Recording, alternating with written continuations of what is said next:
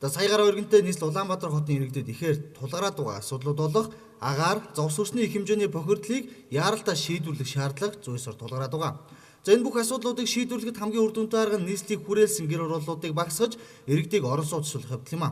Нийслэлийн иргэдийг тоглоход улаан орон сууцнд оруулах элдв төс төлбөрүүдийг төрөөс бодлогоор дэмжин явуулж байгаач эдийн засгийн хямрал иргэдийн амжиргааны төвшин орлогоос шалтгаалаад тэр бүр орон сууцнд орж чадахгүй байгаа гэхэд болно. За энэ хүрээнд засгийн газраас орон сууцны зээлийн урьдчилгаа төлбөрийг 10% хүргэх, за нэг хэсэг гацаанд ороод байсан ипотекийн зээлийг 5% болох асуудлыг улсын хурал засгийн газрын төвшөнд нэлээдгүй ярилцж байгаа юм а. Тэр дунд орон сууцны урьдчилгааг 10% болох асуудал нэлээдгүй удаашралтай, иргэдийн дунд жихээхэн хүлээлттэй байгаа гэхэд болно. Хэдийгээр эдийн засгийн хүнд хэцүү нөхцөл байдалтай байгаа ч гэлээ орон сууцны зээлийн урьдчилгаа төлбөрийг 10% болгох асуудлаар салбарын яам нэлээдгүй ажиллаж хүчин чармаалт гаргаж байгаа хэрэг мэдээлж байгаа юм а.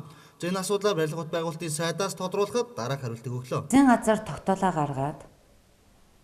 гаргаад энэ ипотекийнхээ зээлийн журамдаа өөрчлөлт оруулсан. Урьдчилгаа төлбөр 30%-ийг 10% болгох тухай. Тэгэхээр 10% болгох асуудал мэдээж энэ асуудал орхигдохгүй. Энэ яригдана. Эхний ээлжинд 8%-аар 5% руу шилжүүлээд энэ хугацаанд бодит эдийн засгийн тооцоо судалгаан дээр үндэслээд 20%-ийн баталгаагаа засаг гаргаж чадах уугүй юу гэдэг дээр ярилцсан шүү дээ. Түүнчлэн орон сууцны ипотекийн зээлийн хүүг 5% болох асуудал сүүлийн үед ихээр яригдж байна. Эдийн засгийн зүгээс энэхүү асуудлыг шийдвэрлэхэд нэлээдгүй хүндрэлтэй улс орны эдийн засгийг сөрөг нөлөө үзүүлэх эрсдэлтэй гэдгийг хэлж байгаач салбарын яам болоод улс төрчдийн зүгээс боломжтой хувилбар гэдгийг хэлсээр байгаа маа. Салбар талгаалж байгаагийн хувьд бол аль болох энэ асуудлыг иргэдийн хүсэн хүлээж байгаа. Үнэхээр одоо хэрэгцээтэй энэ асуудлыг би сонгуулийн шоу болгомооргүй.